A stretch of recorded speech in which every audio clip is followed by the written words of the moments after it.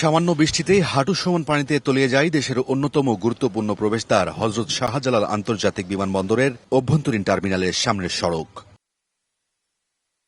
বৃহস্পতিবার রাজধানীতে 2 ঘণ্টার মুষলধারে বৃষ্টির পর এই জলাবদ্ধতার সৃষ্টি হয়। এতে টার্মিনালে যানবাহন ঢুকতে ও বের হতে না পারায় ভোগান্তিতে পড়েন যাত্রীরা।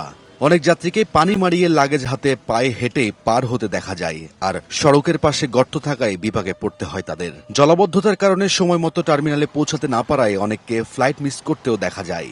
অনেকে বাধ্য হয়ে মোটরসাইকেলে করে পানি পাড়ি দিলেও তার জন্য গুনতে হয়েছে 5 থেকে 6 গুণ বেশি ভাড়া। পানি যাওয়ার মতন সিচুয়েশন নেই, পানি জমানো হয়ে গেছে, প্রত্যেকটা রাস্তার ড্রেন বন্ধ হয়ে গেছে। হাইব্রিড গাড়ি পড়ে গেছিল, এটা আমরা 20-25 জনে মিল্লা উড়াই দিছি। যেসব গাড়ি আছে তো উল্টাপাল্টা কিছু ভাড়া চাচ্ছে, এখান থেকে ভাড়া চায় 1500 টাকা, 2000 টাকা মোহাম্মদপুরের ভাড়া।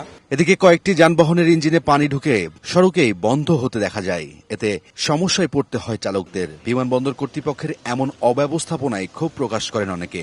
এতটা সময় পানির জন্য অপেক্ষা করতে হইতেছে ল্যান্ড করার পরে, আসলে এটা খুব দুঃখজনক, কষ্টকর। এরকম একটা ইম্পর্টেন্ট জায়গায় এইভাবে পানি জলাবদ্ধতা থাকবে বা কর্তৃপক্ষ কোনো বিধি ব্যবস্থা নেয়, এয়ারপোর্টের যারা কর্তৃপক্ষ তারাও যদি এটা কোনো একটা ইঞ্জিন লাগিয়ে যদি পানিটা সরাই দিত তাহলে যাত্রীদের ভোগান্তি হতো। এদিকে 1200 কোটি টাকা ব্যয়ে হযরত শাহজালাল বিমানবন্দর থেকে হাজী ক্যাম্প পর্যন্ত সমন্বিত পথচারী আন্ডারপাস নির্মাণ প্রকল্পের কাজ চলছে, কিন্তু পানি নিষ্কাশনের কোনো ব্যবস্থা না থাকায় তৈরি হয় এই জলাবদ্ধতা। রায়দুল ইসলাম শুভ, সময় সংবাদ, ঢাকা।